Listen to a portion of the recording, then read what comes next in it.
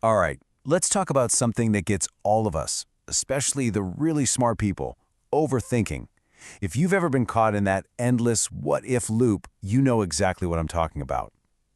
Well, today we're going to explore a way out. It's all about building an architecture for action over endless analysis. Okay, let's just kick things off with this quote because it really hits the nail on the head. Overthinking is just procrastination wearing glasses. Wow. I mean, think about that. It completely flips the script, right? All that stuff we call being thorough or doing our homework. What if it's just a really smart-sounding excuse to not actually do the thing? And I bet a part of you just nodded along, right? Like, yep, that's me. But there's probably another part of your brain that's already, analyzing the quote itself. And that's it. That's the battle right there.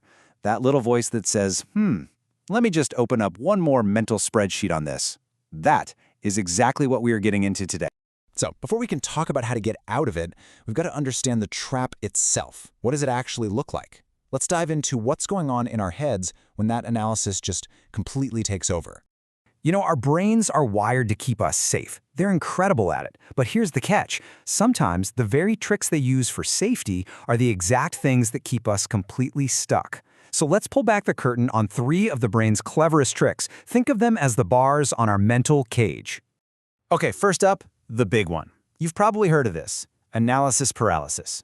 It's built on this idea that feels so logical, right? If I just get more data, I'll make a safer choice. But it's a total paradox. The more you hunt for information, the less likely you are to actually move. It doesn't lead to a better decision, it just leads to, well, no decision. All right, the next one is a little sneakier. It's called metacognition. This is basically thinking about thinking. And man, does it feel productive.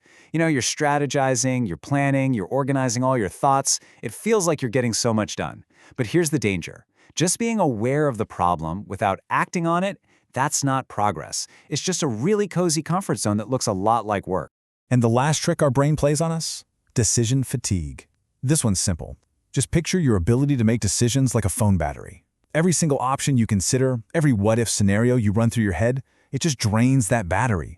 And eventually, you're so mentally wiped out that not deciding feels way easier than actually making a choice. The thing is, these traps, they don't show up with flashing lights and sirens. No, they're much quieter. It's more like a little whisper in your head that sounds super reasonable, like just one more round of processing. It sounds so responsible, right? So smart. Or maybe it's this one. Let me just get 10% more certain. But here's the secret. That last 10%, it's not real. It's a mirage. It's like a finish line that just keeps moving further away the closer you get to it. And it keeps you stuck right there, forever getting ready. And then there's the big one, the one that's really powered by fear. What if I miss something? That single question can just kill all your momentum in an instant. It can take a huge leap forward and freeze it solid with doubt. So when all these little tricks and those quiet, reasonable whispers start winning the battle in your head, they lead you somewhere very specific. It's a place that's perfectly described as the prison of preparation. And this really gets to the core of it, doesn't it? We tell ourselves, oh, I'm just preparing, or I'm just trying to make the perfect plan. But what we've actually done is build a prison around ourselves. And the bars are made of research and spreadsheets and endless planning. We're literally trapped by our own good intentions. Okay, so if overthinking is the prison, how do we get out? What's the key? Well, here's the twist. The way out isn't more thinking. It's a totally different approach. It's about finding clarity through motion. And this brings us to what might be the single most important idea we're going to talk about today. It's a hard truth, especially for all you high achievers out there who are used to being able to just think your way out of any problem.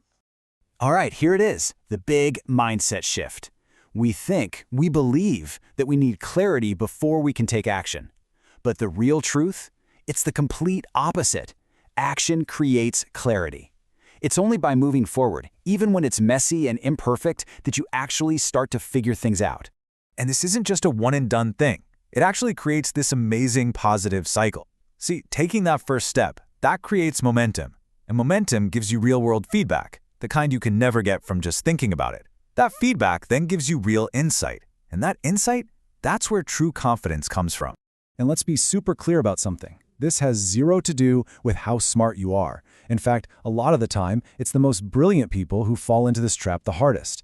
The change you need to make isn't about getting smarter. It's about changing what you reward. It's about starting to reward the courage it takes to act when you're not sure, instead of waiting for 100% certainty. Because guess what? That certainty is never, ever coming. All right, we've talked about the trap, we've talked about the key. So now let's make this real for you. It's time to think about your first active movement. Seriously, just take a second right now. What's that one decision you've been circling and circling in your head? You know the one. The one that really doesn't need another pros and cons list or another spreadsheet. It just needs one bold step. Go ahead, just name it to yourself. Look, you don't have to solve the whole thing right this second. Sometimes the very first active movement, that first little push on the door, is as simple as just admitting what you're stuck on. Because the way out of that prison of preparation, it's not found in some perfect final report. It starts with just one small, simple act of courage.